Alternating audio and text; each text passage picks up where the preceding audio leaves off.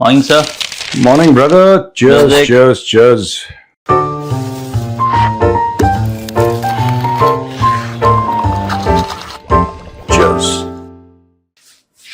बताओ क्या खबर है? सर, आरएसएस के जनरल सेक्रेटरी हैं दत्तात्रेय होसबल्ला साहब। इन्होंने कहा कि आप चाहे पाकिस्तान को जवाब देते रहो। एक इंटरव्यू के दौरान इन्होंने बात कही, लेकिन बातचीत के भी दरवाजे ओपन रखो। Your opinion? पाकिस्तान के साथ जो हमारा मामला है, पाकिस्तान को लगता है वो कश्मीर को लेकर है। कश्मीर उसमें बहुत छोटा सा पार्ट प्ले करता है, 1% से भी कम। ये एक एग्जिस्टेंशियल कॉन्फ्लिक्ट है। It is an existential friction that is happening between the two countries.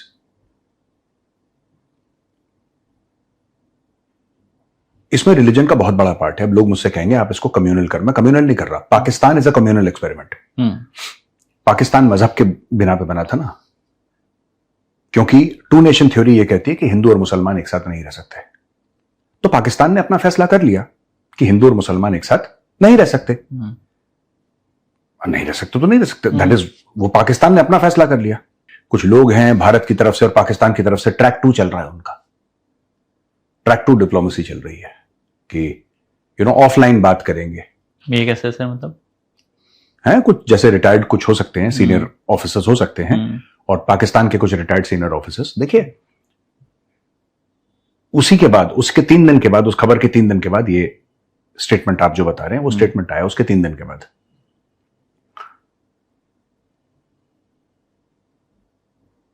मैं आपको एक बात बताता हूं कि पाकिस्तान चाहता क्या है। पाकिस्तान भारत के साथ अमन और शांति के साथ रहना नहीं चाहता है। हमें ये बात पहले समझनी पड़ेगी। हमारे साथ सबसे बड़ी प्रॉब्लम यह है और कम से कम हिंदुओं में तो है ये बहुत प्रॉब्लम, और मैं खुल के बोल रहा हूं, किसी हिंदू भाई बहन को बुरा लगे तो मैं आपसे क्षमा चाहूंगा, लेकिन ये बात बोलनी जरूरी है। हम लोगों में शत्रुबोध बिल्कुल भी नहीं है। बिल्कुल, हमें पता ही नहीं है, हमें आइडिया ही नहीं है, हमें हवा ही नहीं है। हम में शत्रुबोध नहीं है। अगर पाकिस्तान को आप शत्रु मानते हैं फिर शत्रु जैसा बर्ताव कीजिए। अगर आप मित्र मानते हैं तो फिर ठीक है।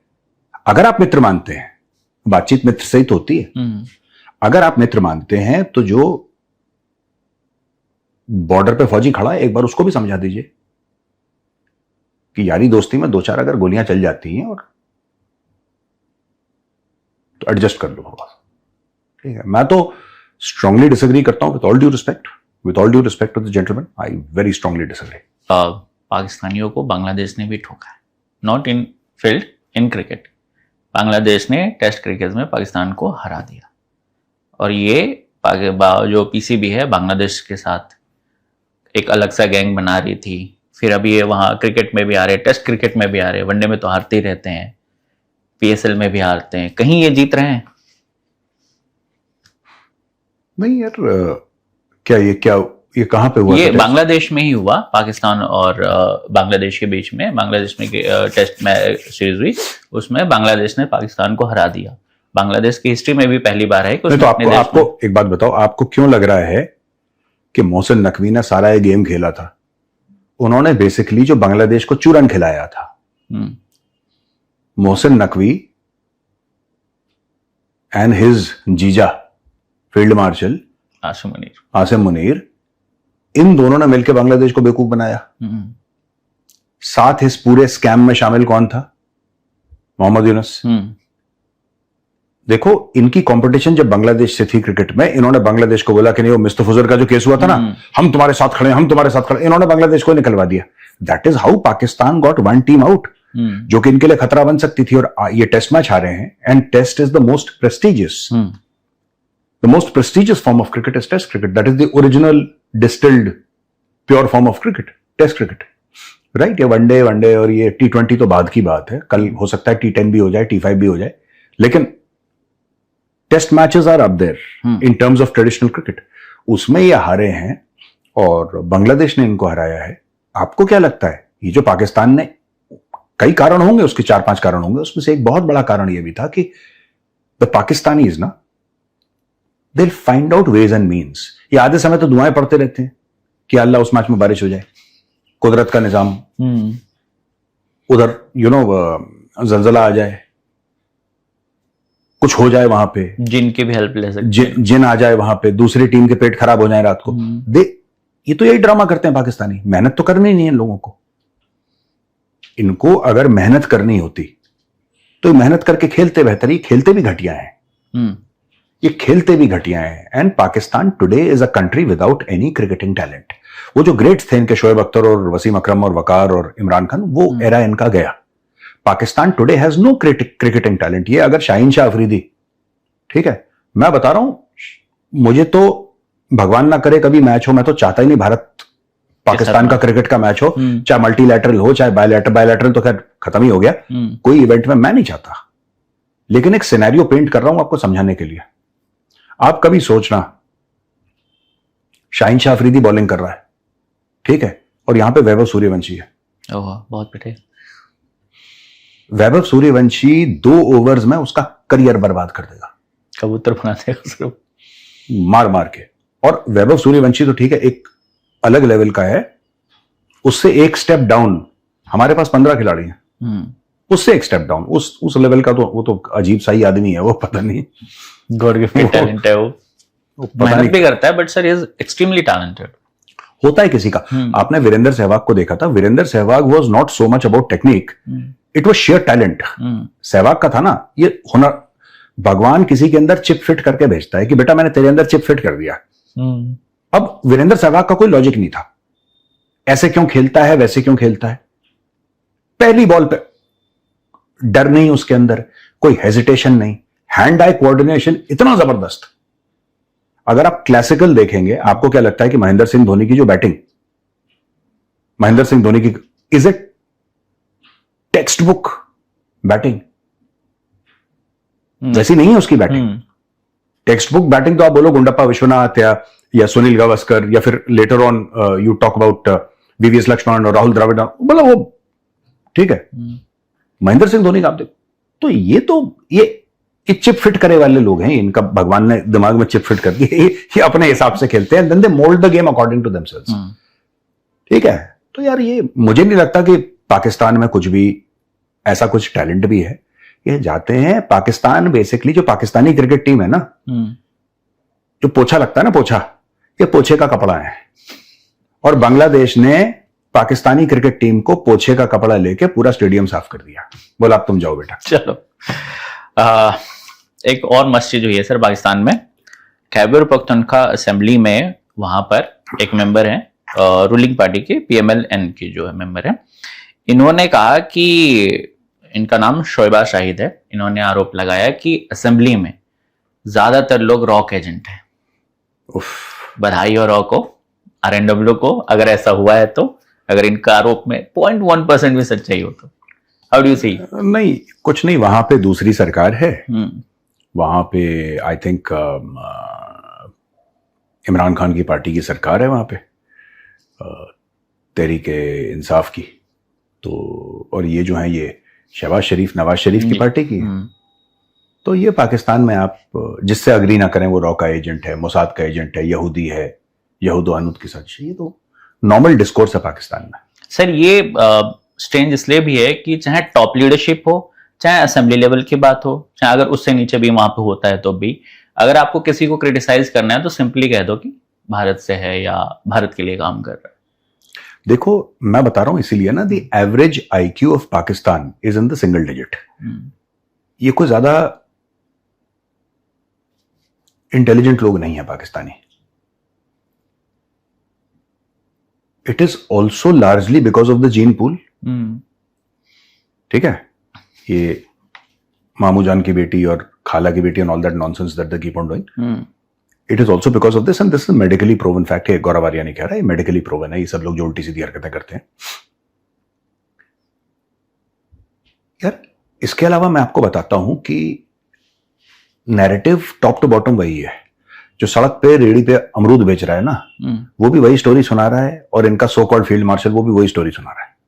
स्टोरी में कोई फर्क नहीं है। अगर आपको ये लगता है कि एक ऊंचे ओहदे पे कोई पाकिस्तानी बैठा है, वो एक पर्सपेक्टिव अलग देगा। पर्सपेक्टिव सबका सेम है पाकिस्तान में, दे आर ऑल अलाइक, चाहे वो जर्नलिस्ट हों, चाहे वो टीवी एंकर्स हों, चाहे वो कुछ भी हों।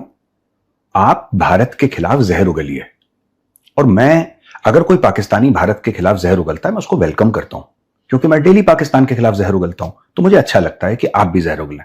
बैटिंग दोनों की आनी चाहिए, फिर देखते हैं बैटिंग बेहतर कौन करता है। ये जहर भी ठीक से नहीं उगल पाता है, उसमें भी पकड़े जाते हैं। तो ये प्रोविंशियल असेंबली में ये कहना कि यहां पे सब रॉ के एजेंट बैठे हुए हैं, वो दूसरी पार्टी के हैं। यानी कि अगर आप नैरेटिव देखिए पाकिस्तान में क्या सेट हो रहा है। बेसिकली पाकिस्तान मुस्लिम लीग नून का सबसे बड़ा सपोर्टर कौन है? आसिम मुनीर। उसी की वजह से Shehbaz Sharif is in power because of Asim Munir, वरना शहबाज शरीफ को कौन पूछ रहा है? कोई नहीं पूछ रहा। आसिम मुनीर की वजह से तो बनाया ना वो जी प्रधानमंत्री पाकिस्तान का। तो यानी कि जो आसिम मुनीर को सपोर्ट नहीं करता, जो शहबाज शरीफ को सपोर्ट नहीं करता, वो रॉ का एजेंट है, वो मुल्क का गद्दार है, लिहाजा उसको मार दिया जाए या उसको जेल में डाल दिया जाए। That is how they manufacture public opinion in Pakistan. क्योंकि आप किसी को गद्दार बोल रहे हैं या आप किसी को ऐसा बोलें, फिर उसमें दिमाग लगाने की जरूरत नहीं है। Then you don't have to वो बात वहीं खत्म हो जाती है, वो बात वहीं पे खत्म हो जाती है। आपको किसी की हिंदू की जमीन लेनी है, आप इससे कहिए इसने ब्लास्फेमी करी है, जिसको हिंदी में ईश निंदा बोलते हैं, आप बोल दीजिए इसने ब्लास्फेमी करी है, कहानी खत्म हो गई, किस्सा ही खत्म हो गया ना। फिर भीड़ आ जाएगी। फिर आपने मौलवी को पाकिस्तान में, जो मौलवी है मस्जिद में, आपने उसको 5-10 हजार रुपए दिए, उसने स्पीकर अपना खोला, माइक्रोफोन या जो भी होता है उसमें उसने माइक में बोल दिया कि वहां पे इकट्ठा हुई और यहाँ पे इसने ब्लास्फेमी करी है और इसने गलत शलत बातें इस्लाम के लिए बोली हैं। वहां पे 10,000 की भीड़ इकट्ठा हो जाएगी, उस हिंदू को आप मार दो और जिसने पैसे दिए हैं मौलवी को, वो उसके घर पे कब्जा कर ले, कहानी खत्म। ये तो बिजनेस है पाकिस्तान में। This is how the Pakistanis function. जो ईसाइयों का कुछ साल पहले ईसाइयों की पूरी बस्ती जला दी थी, क्या हुआ उसका? ये लैंड ग्रैब है, ये इसकी जमीन हड़पो, उसकी ये ऐसी करता है। सर एक मैसेज आज लेकर आया हूँ सवाल में। रिजवान राजी, वही खैनी वाले जर्नलिस्ट जो है पाकिस्तान के, वो मजेदार आदमी है। हाँ, उन्होंने एक वीडियो जारी की है। उन्होंने कहा कि हमारी जो सिविलाइजेशन, हमारी इन द सेंस पाकिस्तान के लिए वो कह रहे हैं कि ये इंडस वैली सिविलाइजेशन वाली कौम है और फौज भी वही है, इसलिए हम भागते हुए दुश्मन पर हमला नहीं करते। लेकिन अफगान जो होते हैं वो भागते हुए दुश्मन पर हमला करते हैं, और ये अफगानियों के कॉन्टेक्स्ट में बोल रहे हैं। ये कौम जो हमेशा भागती रहती है, जिसकी फौज पूरी भागती रहती है, ये अभी भी अफगान को एक्यूज कर रहे हैं। नहीं, बात वो नहीं है कि अफगान को एक्यूज कर रहे हैं। अगर ये इंडस वैली सिविलाइजेशन से बोलते हैं कि हम इंडस वैली के, इसका मतलब ये मानते हैं इनके बाप हिंदू थे। हाँ, मैं भी यही कहने वाला था। ठीक है, वही किशनलाल वाली बात जो मैं बोलता हूँ। तो they are basically sons of Kishanlal, जो कि अब मुंह में खैनी डाल के उल्टी सीधी बकवास कर रहे हैं in the shape of Rizwan राजी। ठीक है ना? आप रिजवान राजी इसके खानदान वाले नहीं मानेंगे, यहाँ के सबको चस्का कोई अपने आप को टर्किश बताता है, कोई अपने आप को सेंट्रल एशियन बताता है, कोई अपने आप को ईरानी बताता है, कोई अपने आप को अरब बताता है। ठीक है, ये है खुजली।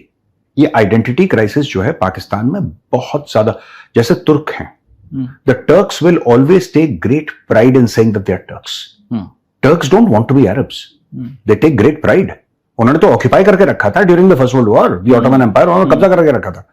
वो बैटल ऑफ हाइफा वही तो थी भाई। यहां पे मेजर दलपत सिंह गए थे जोधपुर लांसर्स के, मैसूर लांसर से लोग गए थे। जो चार्ज ऑफ हाइफा था वो किसके खिलाफ था? ऑटोमन के खिलाफ। ऑटोमन कौन था? तुर्क। That was it, right?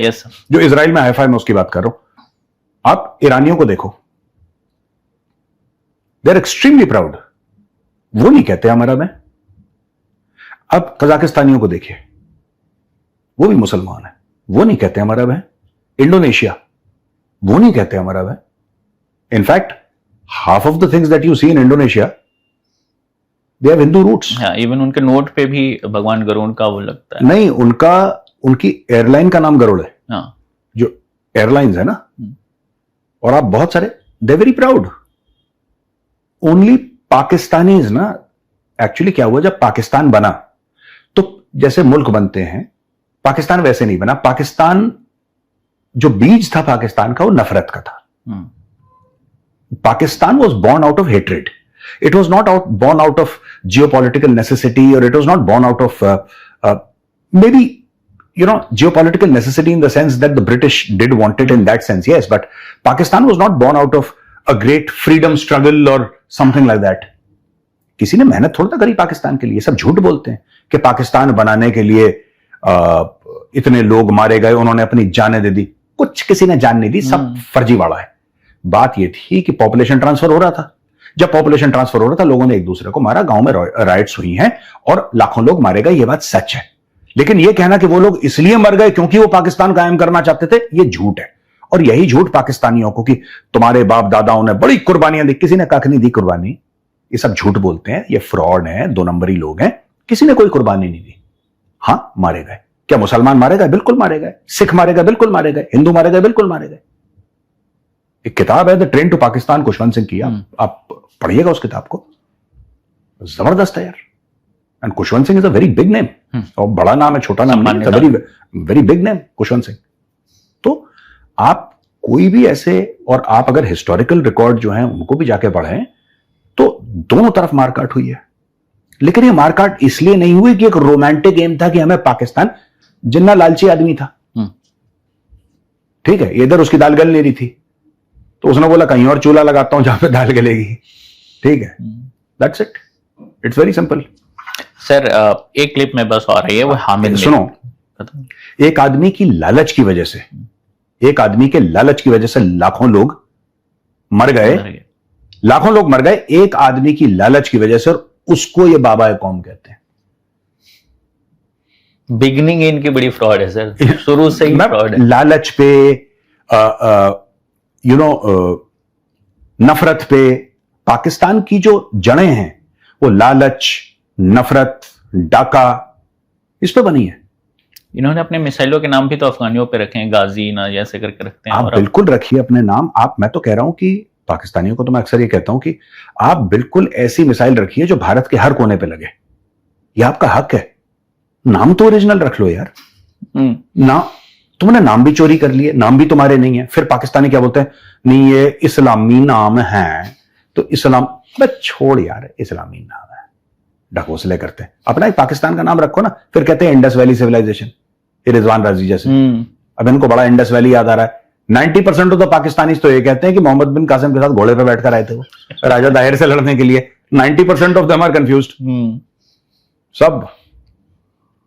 Sir, एक हामिद मीर की वीडियो में हाथ लगी है. उसमें वो ये कह रहे हैं कि हाथ लगी ना ट्विटर पे मुझे मिली, तो इसलिए मैंने उनको ढूंढते मिला. उसमें उन्होंने कहा कि भारत जो है इजराइल के साथ मिलके पड़ोसी देश यानी अफगानिस्तान को पाकिस्तान को डिस्टेबलाइज करने की कोशिश कर रहा है. हाँ. और उन्होंने ये भी कहा कि दुश्मन मक्कार और कमीना भी है. Pardon for my words, but ये उनके हैं, मैं ऑडियो सुनाऊंगा आपको. उनसे हमेशा होशियार रहना चाहिए. सुनाइए. मुशाहिद हुसैन सैयद साहब और एजाज चौधरी साहब ने जो इशारा किया है कि पाकिस्तान में डिस्टेबलाइजेशन फैलाने के लिए, फिरकावारीत फैलाने के लिए इंडिया और इजराइल जो है वो एक हमसाया मुल्क के कुछ गुमराह लोगों को इस्तेमाल करके एक साजिश पर अमल पैरे हैं. इस पर हमें होशियार रहना चाहिए. मार्का हक में जो पाकिस्तान की कामयाबी है, इस पर जश्न जरूर मनाना चाहिए, लेकिन दुश्मन की साजिशों से होशियार रहें. दुश्मन जो है वो इंतहाई मकार है और कमीना भी है, और मकार और कमीने लोग जो हैं उनसे हमेशा होशियार रहना चाहिए. देखो, मैं एक बात बताता हूं. वही चीज है, क्योंकि पाकिस्तानी कौम पूरी cumulative IQ is less than और इन सिंगल डिजिट्स. ठीक है, तो उनको ये स्टोरी बड़ी अच्छी लगती है कि दुश्मन साजिश कर रहा है. अगर Hamid Mir being a journalist, journalism is evidence based. ठीक है, वंस इन अ व्हाइल आपने कुछ बोला, ठीक है, वो अलग चीज है. As a human being Hamid Mir can also commit mistakes, all of us. लेकिन अगर आप ये बात कह रहे हैं कि भारत और इजराइल मिलके अफगानिस्तान को डिस्टेबलाइज कर रहा है, अफगानिस्तान के थ्रू पाकिस्तान को डिस्टेबलाइज कर रहा है अफगानिस्तान का इस्तेमाल करके, राइट, यही तो है. तो हामिद मीर अपनी शो में उसके सबूत पाकिस्तानी कौम को क्यों नहीं दिखाते? दिखाए ना. ये तो कुछ भी मुंह फाड़ के बोल देते. पर पाकिस्तान में जब एक नालायक बुजदिल जो लड़ाई में बंकर के अंदर छुपा था, जब उसको फील्ड मार्शल बना सकते हैं तो हामिद मीर भी कुछ भी कह सकते हैं यार। तो उसमें I am not surprised. Okay sir. है ना। इजराइल क्यों? क्योंकि यहूद और हनूद की साजिश है। फिर ये किसी हदीस का हवाला देके कि ऐसा लिखा था कि फिर 4 घोड़े आएंगे और 3 कबूतर आएंगे, फिर ऐसा होगा, फिर लाल किले पे सब परचम। ये ऐसा चूरन बेच बेच के लोगों को पागल बनाते हैं और पूरी पाकिस्तानी कौम को पागल बनाते हैं। पाकिस्तान को डिस्टेबलाइज करने के लिए मैं आपको फैक्ट बताता हूं, पाकिस्तान को डिस्टेबलाइज करने के लिए राइट भारत और इजराइल की जरूरत नहीं है। पाकिस्तानी खुद इतने नालायक हैं, खुद इतने लालची हैं और खुद इतने इनकॉम्पिटेंट हैं। राइट भारत ने बोला था मार्शल लॉ लगाओ, भारत ने बोला था कि तुम भीख मांगो जाके IMF से। अगर भारत ने बोला है तो बताओ कि साहब नरेंद्र मोदी ने फोन करके बोला है कि तुम IMF से भीख मांगो, मेरा हुक्म है। ऐसा तो नहीं है। भारत ने बोला है कि तुम्हारे जनरल जाएंगे और वहां पे बड़े बड़े महल बनाएंगे दुबई में और लंदन में। कि भारत ने बोला है कि तुम ऐसे जलील किस्म के जो तुम्हारे पॉलिटिशियंस हैं जो कि चोरी करते हैं। जरदारी क्या है? Mister 10%। He's famous as Mr. 10%। आप जरदारी को देख लीजिए, आप ये शरीफ फैमिली को देख लीजिए, है ना। तो ये व्हाट इज दिस? ये भारत ने बोला है करने के लिए। ये भारत ने बोला है कि 100-150 अरब तुमने लोन ले लिया अभी तक और उसकी कोई अकाउंटेबिलिटी नहीं है। नहीं, किसी को नहीं पता वो पैसा कहां गया। ये 150 अरब खा गए, कहां गया वो पैसा किसी को नहीं पता, कोई अकाउंटेबिलिटी नहीं है इस चीज की। वो भारत ने बोला। पाकिस्तान को बर्बाद करने के लिए भारत और इजराइल की बिल्कुल जरूरत नहीं है। पाकिस्तानी अशराफिया जो है, जो पाकिस्तानी जर्नैल हैं, आपके शहबाज शरीफ, नवाज शरीफ, जरदारी, आसिम मुनीर, ये लोग बहुत हैं, इनमें इस मामले में बहुत टैलेंट है और कर भी रहे हैं बर्बाद। तो ये कहना कि नहीं साजिश कर रहा है, किस चीज की साजिश कर रहा है? अगर तहरीक तालिबान पाकिस्तान, TTP की बात कर रहा हूं, अगर वो खैबर पख्तूनख्वा में कुछ बम धमाके कर रहा है, अगर BLA कुछ एक्शन कर रहा है बलूचिस्तान में, उससे पाकिस्तान डिस्टेबलाइज हो रहा है। पाकिस्तान डिस्टेबलाइज हो रहा है लालच की वजह से। पाकिस्तान डिस्टेबलाइज हो रहा है क्योंकि ये लोन ले रहे हैं, इनको इकोनॉमी अपनी नहीं चलानी आती। पाकिस्तान डिस्टेबलाइज इसलिए हो रहा है क्योंकि पाकिस्तान हर जगह दलाली के पैसे खाने के चक्कर में। अभी लेटेस्ट खबर क्या है? धोखा दे रहा है ईरान को। हाँ, ईरान को धोखा दे रहा है और अमेरिका को भी दे रहा है एक साथ। डबल एजेंट का सुना तो मैं ट्रिपल एजेंट सुना है। ट्रिपल एजेंट में अमेरिका को धोखा दे रहा है, ईरान को धोखा दे रहा है, खुद को भी धोखा दे रहा है। ट्रिपल, ये पहला ऐसे जासूसी नॉवल निकली है कोई कि जिसमें खुद ही बंदा ट्रिपल एजेंट बन के रखा है, सबको धोखा दे रहा है, खुद को भी दे रहा है। ये है इनका सर व्यूअर्स क्वेश्चन पर। बिल्कुल बिल्कुल आज कल एक कमेंट पाकिस्तान से भी आया है। हाँ। उनका नाम है आसिफ शेख। उन्होंने कहा कि सर आसिफ शेख हाँ, उन्होंने कहा कि पिछले साल हमारे यहाँ बहुत बड़ा धमाका हुआ बट हमारी आर्मी ने कुछ नहीं बताया।